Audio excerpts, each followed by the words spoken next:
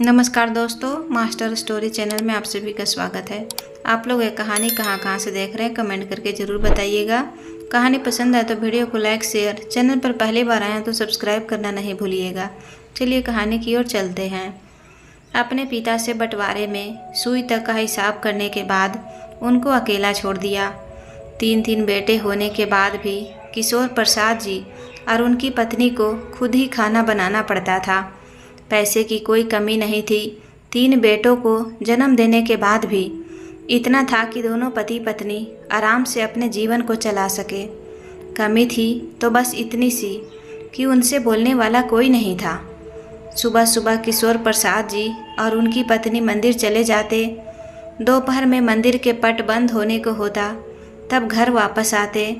12 से 1 और 2 बजे तक बुढ़िया खाना पीना और चौका बर्तन निपटाती थी। 4 बजे तक आराम करते और फिर 4 से 7 बजे तक मंदिर में जाकर बैठ जाते। किशोर प्रसाद जी हमेशा अपनी पत्नी को कहते हैं, भले ही तू मुझसे 1 दिन पहले मरो, पर तू ही मरना, क्योंकि यदि मैं पहले मर गया तो यह तेरी औलादें तेरी बहुत बुरी दशा कर देंगे।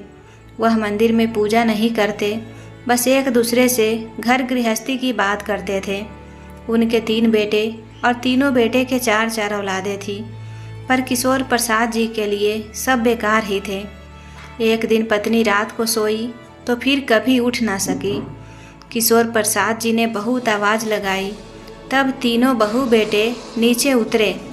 किशोर प्रसाद जी ने कहा, तुम लोगों की अम्मा नहीं रही। बड़ी बहू बोली, पिताजी और कितना जिंदा रहती, 90 बरस की तो हो गई थी।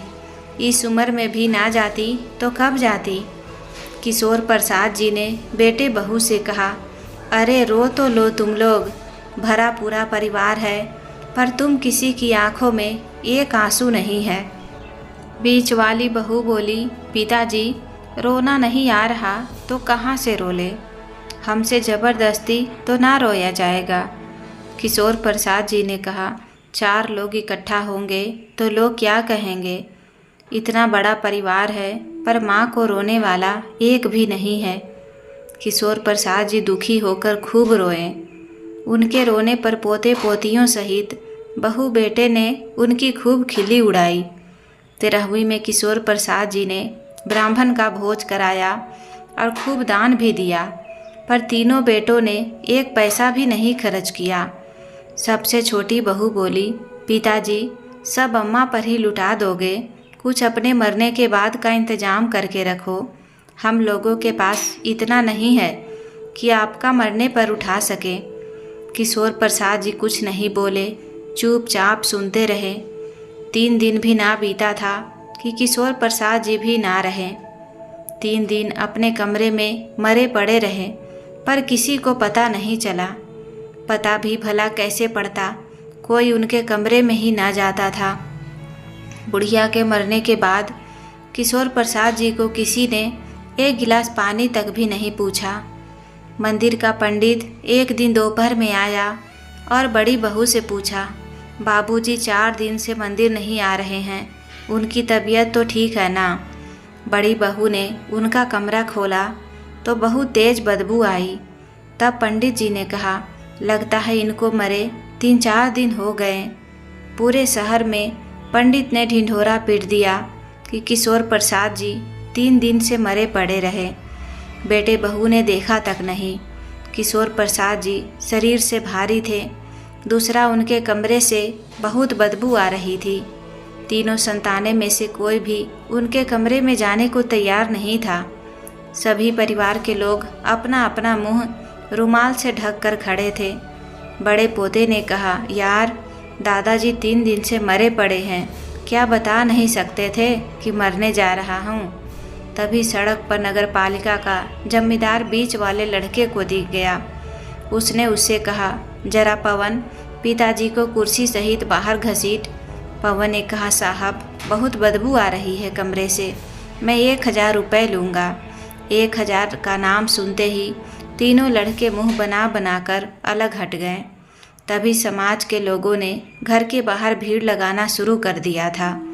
किशोर प्रसाद जी का बड़ा नाम था शहर में। बड़े आदमी जो थे इसलिए पूरा शहर ही कुछ देर में उमड़ पड़ा। बाहर की हलचल देखकर घर वालों ने सोचा अब तो बदनामी हो जाएगी, अगर एक भी बाहर का आदमी अंदर आ गया तो। बड़े पोते ने जुगाड़ लगाया और एक बड़ी रस्सी का फंदा बनाकर किशोर प्रसाद जी को कुर्सी में फंसा दिया। उस फंदे से कुर्सी के साथ साथ किशोर प्रसाद जी के शरीर को भी जकड़ लिया था। अब आसानी से तीनों लड़के और किशोर प्रसाद जी के पोते उस कुर्सी को घसीटते हुए बाहर खुले आंगन में ले आए। इसी बीच किशोर जी के तीनों बहुएं रूम फ्रेशनर लेकर कमरे में घुसकर छिड़काव करने लगी। उसी के साथ साथ अम्मा जी की अलमारी भी खोल दी। तीनों ने मिलकर लूट खचोट चालू कर दी। अम्मा जी के जेवर का डिब्बा भारी भरकम था, साथ में 5 लाख नगद भी निकल आए थे। तीनों लोग धक्का मुक्की कर ही रहे थे कि बाहर खड़े लड़के अपनी अपनी पत्नी से कह रहे हैं धक्का मार और अपने कब्जे में सारा सामान ले ले। धक्के करने में जेवर और 5 लाख रुपए ज़मीन पर गिर गए। ज़मीन पर जगह जगह किशोर जी ने मलमूत्र त्याग रखा था। शायद वह कमजोरी की वजह से बाथरूम तक नहीं पहुंच पा रहे होंगे। नोटों में गंदगी लग जाने के बाद भी उन तीनों औरतों ने छीना झपटी बंद नहीं की। जिनके हिस्से जो आया बटोर लिया। आंगन में किशोर जी को कुर्सी से नीचे पटक दिया। फिर बॉडी परफ्यूम का छिड़काव चारों तरफ करके पूरा परिवार चारों तरफ से उनको घेर कर बैठ गया। बाहर तक आवाज़ चली जाए इसलिए तीनों औरतें घूंघट की आड़ में चीखने लगी, अरे पिताजी कुछ दिन तो सेवा करा लेते बहू से, इतनी भी क्या जल्दी थी। अभी तो अम्मा जी को 1 महीना भी नहीं हुआ पिताजी। अरे पिताजी अभी तो अम्मा जी ठीक से पहुंच भी ना पाई होगी, अभी तो रास्ते में ही होगी और अब आप भी चले गए। बड़े पोते ने अपनी माँ से कहा, मम्मी यह आप क्या कह रही हैं, कम से कम सोचिए तो आप क्या बोल रही हैं। बड़ी बहू ने अपना घूंघट उठाकर लड़के की तरफ देखकर बोला, चुप कर कमीने, पहले जाकर गेट तो खोल। लड़के ने गेट खोला तो बाहर के सभी लोग आंगन में आ गए। सबको अंदर आता देख पूरा परिवार घड़ियाली आंसू बहाने लगा। अंतिम संस्कार में होने वाले खर्च में बड़ी मुश्किल से तीनों ने अपना धन खर्च किया। 13वीं में भी सिर्फ लकीरें पीटी गई। अब तीनों परिवार अपने अपने कार्य में लग गए। पिता द्वारा दिया गया व्यवहार बड़ी ज़ोर शोर से निकल पड़ा था। बड़े लड़के ने अपने तीनों बेटे और एक बेटी की शादी बड़े बड़े खानदानों में करी थी। किशोर प्रसाद जी के 2 छोटे बेटे विदेश में अपने बच्चों के साथ रहने लगे थे। वह कभी कभी भारत आते तो बड़े भाई के यहाँ ना रहकर होटल में रुकते थे। आपसी मतभेद तो था पर समाज को दिखाने के लिए सब एक थे। अब तो छोटे भाइयों ने आना जाना भी बंद कर दिया था। जब तक बच्चों की शादी ब्याह होता रहा तब तक आना जाना बना रहा। किशोर प्रसाद जी का बड़ा बेटा बहू भी अपनी उम्र के 60 वर्ष पूरे कर चुके थे। तीनों लड़कों ने पिता का बिजनेस संभाल रखा था। प्रकाश कुमार जी का बड़ा बेटा अब बीमार रहने लगा तो बेटे आपस में झगड़ा करने लगे तो प्रकाश ने तीनों का बंटवारा कर दिया। कुछ धन अपने पास रखा कि कभी कभी बेटी आती है तो उसको देने के लिए लड़कों से ना मांगना पड़े। प्रकाश का बहुत बड़ा घर था, उसी में तीनों बेटे और खुद पति पत्नी रहते थे। घर अभी भी प्रकाश के नाम ही था। दोनों छोटे भाइयों को पैसा देकर घर अपने नाम कर दिया था। इसी बात को लेकर प्रकाश के तीनों बेटों ने अपनी अपनी रसोई अलग कर ली। शुरू में प्रकाश और उसकी पत्नी छोटे बेटे के साथ भोजन करते थे। एक दिन छोटी बहू ने ऐसा ताना मारा कि प्रकाश और उसकी पत्नी को बीच वाले लड़के के यहाँ भोजन करना पड़ा, लेकिन वहाँ भी अधिक दिन उनकी खातिरदारी नहीं हो पाई तो वह बड़े बेटे का ही सहारा बचा था। तो वह दोनों बड़े लड़के के साथ रहने लगे। चलने फिरने में जब प्रकाश और उसकी पत्नी असमर्थ हो गए तो उनका भोजन इस कमरे में आने लगा। जिसमें कभी किशोर प्रसाद जी रहा करते थे। कुछ दिन तक तो बहू भोजन देने नीचे आती थी, बाद में यह काम नौकर करने लगा। जब नौकर गांव चला जाता तब प्रकाश और उसकी पत्नी को बहुत कष्ट होता था। बहू खुद कभी भी खाना देने नीचे नहीं आती थी, बल्कि घर में एक पालतू बिल्ली थी, काफ़ी समझदार। उसके गले में टिफ़िन टांग देती तो वह बिल्ली प्रकाश के कमरे में टिफ़िन पहुंचा देती। जब तक वह लोग भोजन नहीं कर लेते तब तक बिल्ली वहीं बैठी रहती। जूठा टिफ़िन जब तक प्रकाश की पत्नी बिल्ली के गले में नहीं टांगती तब तक वह एकटक उनको देखती ही रहती। प्रकाश जी और उसकी पत्नी ने जब बेटे को बताया कि बिल्ली हम लोगों का भोजन लेकर आती है, बहू बिल्कुल भी ख्याल नहीं रखती। बेटा गुस्से से बोला, मम्मी जुबान को कंट्रोल में रख कर बात किया करो। वह बिल्ली नहीं है, मेरी बेटी जैसी है। हम दोनों के कोई बच्चा नहीं है, तभी तो हम उसे बेटी जैसा मानते हैं। आज के बाद कभी उसको बिल्ली नहीं कहना। थोड़े दिन में हम लोग उसके लिए उस जैसा ही दामाद लेंगे और उसका विवाह करेंगे। इसलिए तो बिल्ली नहीं, अपनी पोती समझिए और अपने दिमाग में बैठा लीजिए कि बिल्ली नहीं, आपकी पोती आपकी सेवा कर रही है। इतना हड़काने के बाद वह ऊपर चला गया। प्रकाश की पत्नी ने दोनों हाथों से माथा पीटते हुए कहा, करम फूट गए हमारे। अब यही दिन देखने को रह गया था कि बिल्ली को पोती समझे। प्रकाश जी ने अपने बेटे बहू के बारे में जब अपनी बेटी को फ़ोन करके बताया तो वह बहुत दुखी हुई, पर बेटी की मजबूरी यह थी कि वह स्वयं एक संयुक्त परिवार की बहू थी, इसलिए माता पिता को अपने साथ नहीं रख सकती थी। लेकिन वह अपने माता पिता से अक्सर मिलने आ जाया करती थी। आज रविवार का दिन था तो बेटी और दामाद दोनों ही प्रकाश जी से मिलने आ गए थे। जैसे ही वह कमरे में घुसी तो उसको अजीब सी गंध आई। पापा जी, यह कैसी बदबू आ रही है आपके कमरे से? बेटी, बिल्ली ने गंदगी कर रखी है 3 दिन से, पर तेरे भाई और भाभी ध्यान ही नहीं देते। तेरी माँ ना जाने कितनी बार कह चुकी, पर यह लोग सुनते ही नहीं हैं। मैं जरा भी खड़ा होता हूँ तो चक्कर आने लगते हैं। तेरी माँ की सांस फूलती है, इसलिए यह भी नहीं ऊपर नीचे जा सकते हैं। तभी गले में टिफ़िन लटकाए बिल्ली कमरे में आई। प्रकाश जी ने उसके गले से टिफ़िन निकालकर एक तरफ रख दिया। आरती प्रकाश जी की बेटी के पास आ गई। तब तक धूम हिलाकर आरती का स्वागत करती रही, जब तक आरती ने उसको सर पर हाथ रखकर उसको सहला न दिया। प्रकाश ने बताया, बस इसी तरह रोज़ हम लोगों को खाना आता है। अब जब तक हम लोग खाना खाकर टिफ़िन उसके गले में नहीं डाल देते तब तक यह यहीं बैठी रहेगी। बेटी का कलेजा बैठ गया। यह सुनकर दिल भी खूब रोया, पर आँखों के आंसुओं को बेटी इसलिए पी गई कि माता पिता को तकलीफ़ होगी। आरती ने बिल्ली से कहा, जा भाभी को बुला कर ला। आरती की बात सुनकर वह सरपट ऊपर भागी और थोड़ी ही देर में अपनी मालकिन का दुपट्टा मुंह में दबाकर मालकिन को घसीटती हुई प्रकाश जी के कमरे में ले आई। अपनी ननद को अचानक देखा तो उसके होश उड़ गए। खिसियाते हुए बोली, अरे दीदी आप? और ननद के पैर छूने लगी। बस करो भाभी, यह झूठा दिखावा ना करो तो ही बेहतर होगा। आरती ने अपनी भाभी को झिड़कते हुए कहा, क्या तुम्हारे मायके में भी तुम्हारे माता पिता को बिल्ली ही खाना पहुंचाती है? थोड़ी बहुत तुम में शर्म है या बेच कर खा गई? इस कमरे में बिल्ली की गंदगी के कितनी बदबू आ रही है। ज़रा बैठकर देखो 5 मिनट इस कमरे में। तुम अपने सास ससुर के साथ ऐसा व्यवहार कैसे कर सकती हो? यकीन नहीं होता मुझे। तुम अच्छे परिवार की लड़की हो।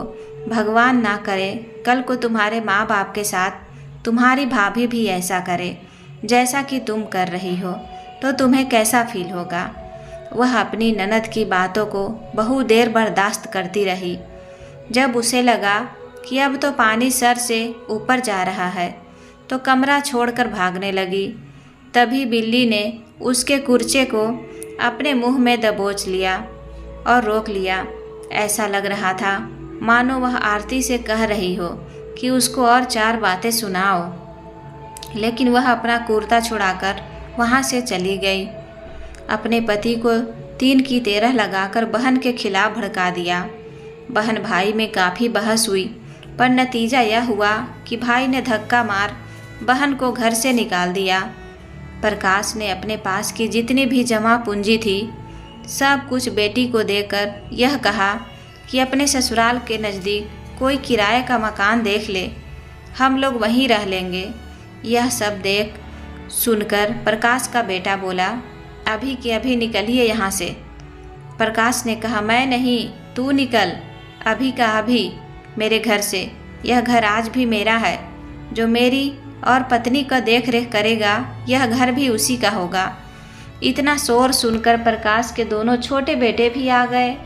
सबसे छोटा बेटा बोला, वाह पापा जी वाह, आपने तो दादा दादी की सेवा करके उन्हें निहाल कर दिया था। बेचारे की अर्थी तक उठाने में चंदा लिया था तुम तीनों भाइयों ने, और हम लोगों से उम्मीद करते हो कि हम लोग आपकी सेवा करें।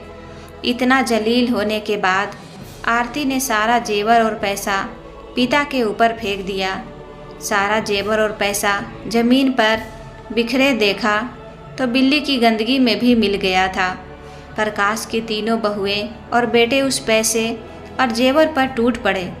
तीनों भाइयों और उनकी पत्नियों में खूब घमासान हुआ। बिल्ली की गंदगी सब के कपड़ों और मुंह पर लगी थी। तीनों भाई और उनकी पत्नियों एक दूसरे से कह रहे थे, धक्का मार धक्का मार। बिल्ली के म्याऊं म्याऊं कर आफत कर दी। आरती रोते हुए वापस चली गई। जिसको जो रुपया जेवर मिला बटोर लिया, पर सबके मुंह पर बिल्ली की गंदगी लगी थी और नाखूनों के खरोच के निशान सबके चेहरे पर साफ नजर आ रहे थे। अब तक बिल्ली जो टिफिन दे जाती थी वह भी बंद हो गया। प्रकाश और उनकी पत्नी कई कई दिन भूखे रहने लगे। पानी पीकर दोनों जिंदा थे। बूढ़े शरीर कब तक पानी पीकर जिंदा रहते। एक दिन प्रकाश की पत्नी ने प्राण त्याग दिया। जब लड़कों ने अपने पिता की रोने की आवाज़ सुनी तो सब के सब नीचे आ गए। प्रकाश अपनी पत्नी को पकड़कर खूब रो रहे थे, पर बेटे और बहुएं के चेहरे पर कोई सिकन तक नहीं थी। प्रकाश रोते रोते बोला, अरे कोई तो मेरी बेटी आरती को फ़ोन कर दो, कम से कम वह तो अपनी माँ के लिए रो लेगी। तुम लोग तो निर्दयी हो। बड़ी बहू बोली, आपको भी दादाजी ने कहा था तुम लोगों की माँ मरी है, रो लो। आप कितना रोए थे, हम लोगों से छिपा नहीं है।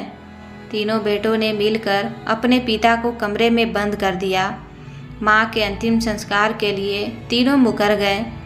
बीच वाली बहू ने एक चिट्ठी लिखी, मैं कांति देवी, प्रकाश की पत्नी, मरणोपरांत अपने शरीर को दान करना चाहती हूँ।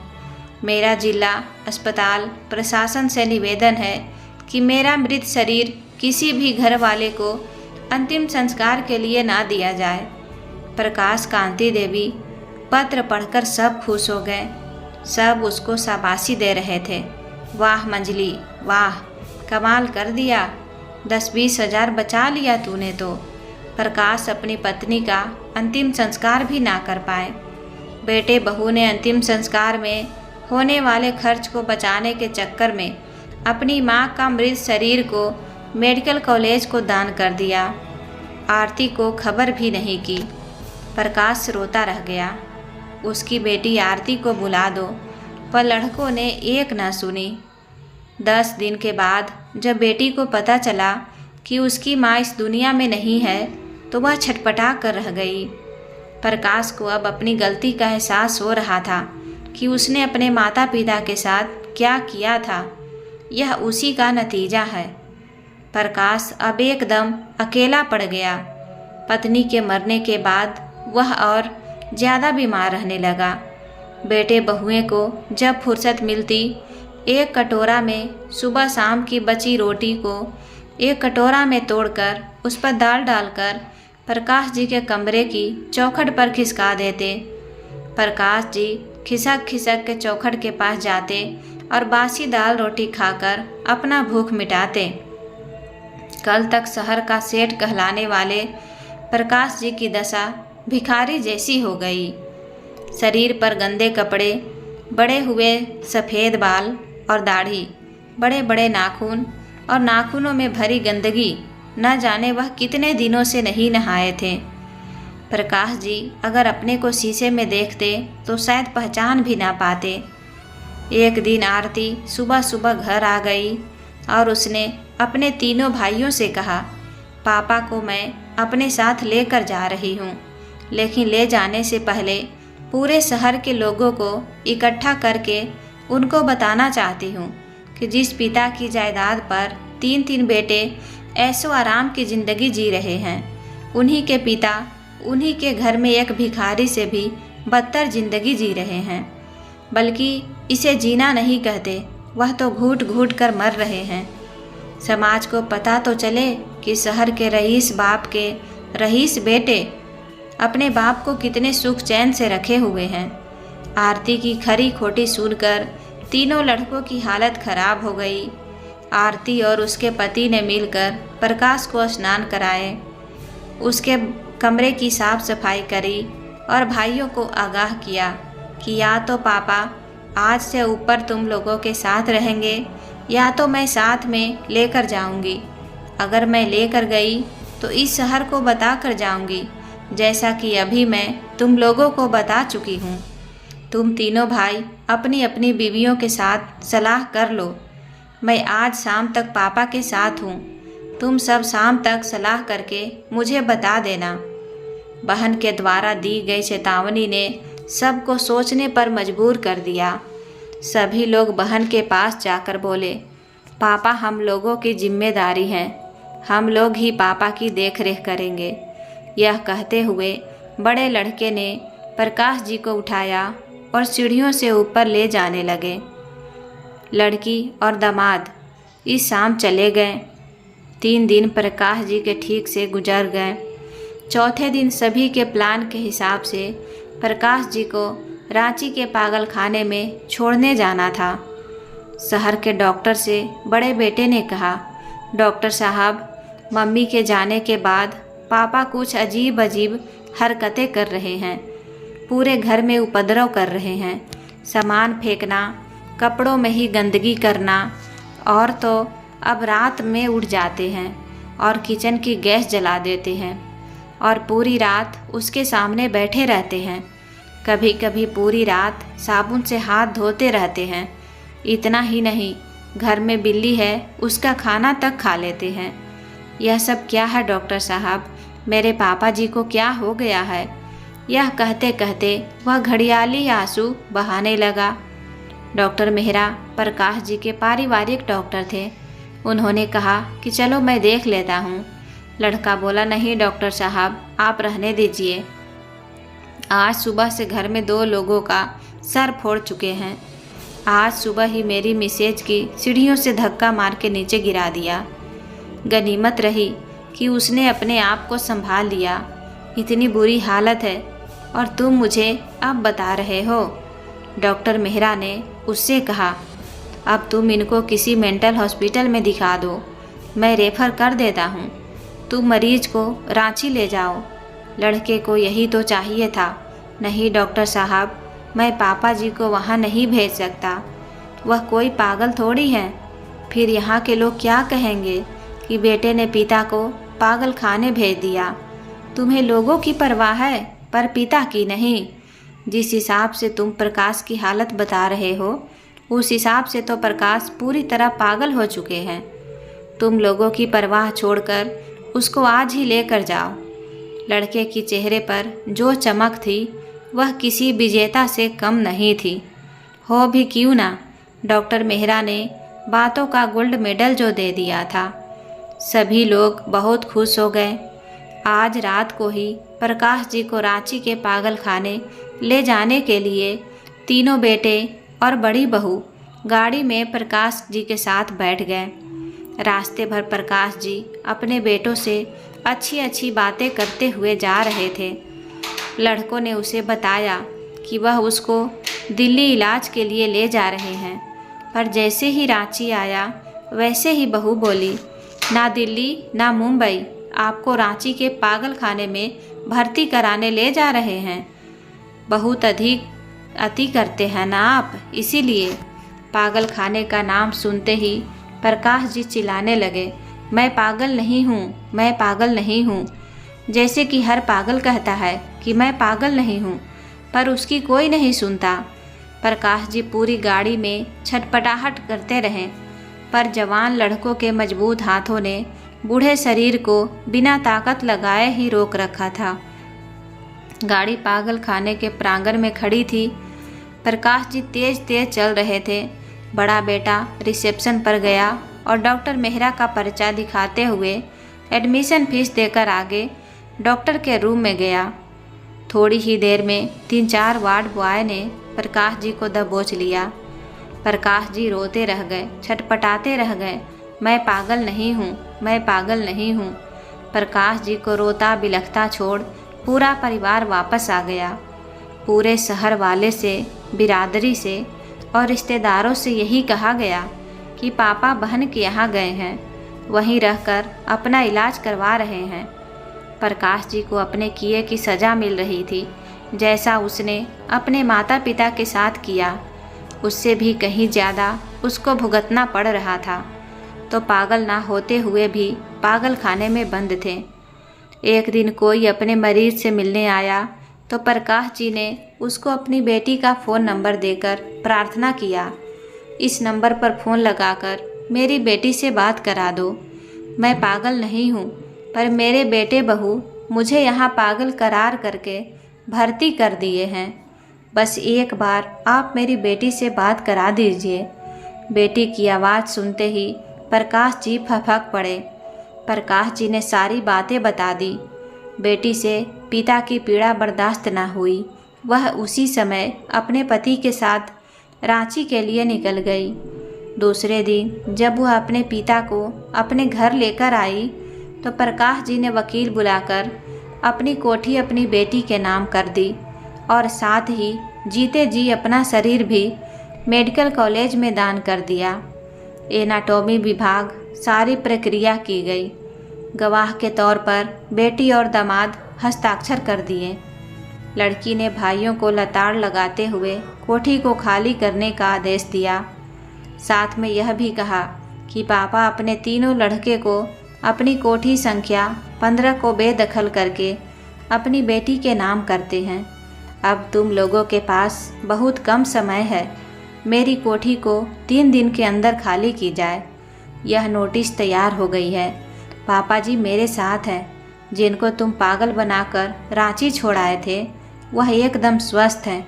भगवान से प्रार्थना करती हूँ कि मेरे पापा हमेशा स्वस्थ रहें। पापा जी की लंबी उम्र हो। वह जब तक इस दुनिया में हैं तब तक मेरे साथ ही रहेंगे। और मुझे पापा की कोठी का भी लालच नहीं है, क्योंकि पापा चाहते हैं कि वहाँ एक बड़ा धर्मशाला बने। इसलिए 3-3 दिन में कोठी खाली की जाए, वरना सारा सामान सड़क पर फेंक दिया जाएगा। पापा ने यह भी लिखा है कि इधर धर्मशाला तैयार होने के बाद एक कमरा नालायक बेटों को किराए पर दे दिया जाए। अगर वह हर महीने का किराया ट्रस्ट में जमा कर सकते हैं तो। यह सब सुनते ही तीनों लड़कों के होश उड़ गए। थोड़े दिन बाद ही प्रकाश जी की मृत्यु हो गई। उसके शरीर को एनाटॉमी विभाग के लोग ले गए। लड़कों को कोठी खाली करनी पड़ी। प्रकाश कांति देवी धर्मशाला का निर्माण हुआ। उसकी ट्रस्टी बेटी को बनाया गया। प्रकाश जी के तीनों बेटे किराए के मकान में आज भी भटक रहे हैं। अंत समय में प्रकाश जी अपने ही कर्मों का फल भोग रहे थे। उसके पिता तो उसे सबक नहीं सिखा पाए, लेकिन उसने अपने बेटे को सबक सिखाकर एक मिसाल पेश की। दोस्तों, प्रकाश जी ने यह फैसला लेकर सही किया या गलत, अपनी राय कमेंट बॉक्स में ज़रूर बताएं कहानी पसंद आए तो वीडियो को लाइक करें। चैनल पर नए हैं तो चैनल को सब्सक्राइब करके बेल आइकन घंटी प्रेस करना ना भूलें। कहानी को पूरा देखने के लिए दिल से धन्यवाद। मिलते हैं नई कहानी के साथ। Bye bye.